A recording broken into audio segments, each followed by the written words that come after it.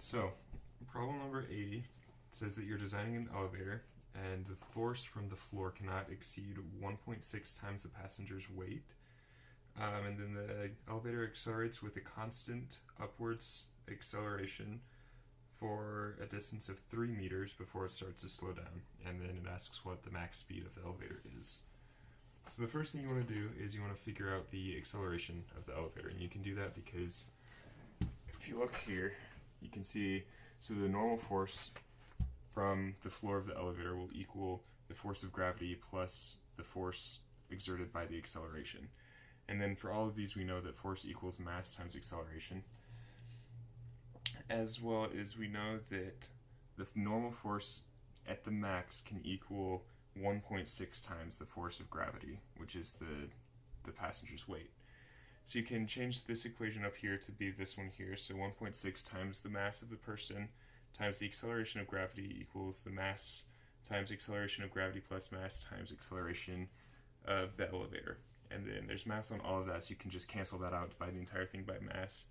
And then you get 1.6 times the acceleration of gravity. And then if you subtract the mass of gravity over from the other side, equals the acceleration of the elevator.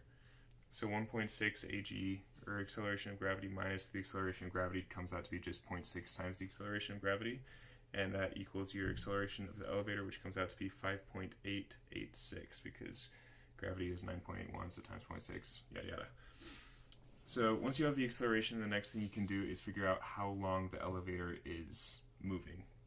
So I used the delta x equals v naught t plus 1/2 at squared to do this, because we have our delta x, or our change in x, which is 3. We know that the starting velocity of an elevator is going to be 0, otherwise people can't get on and off. And then we know the acceleration because we just solved for it up here.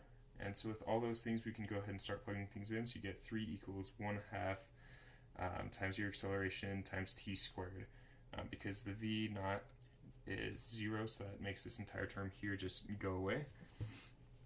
Then once you get to there, you can go ahead and just solve this algebraically, multiply both sides by 2, and then divide by the acceleration, and you get 6 over 5.886 equals t squared. Take the square root of that, and that comes out to be 1.096 seconds.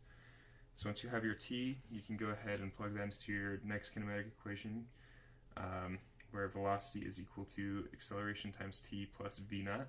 Again, we know that v naught's 0, so we can just ignore that part. So our acceleration times t, which is the 5.886 times 1.096, equals our final, or our maximum speed, which is 5.943 meters per second.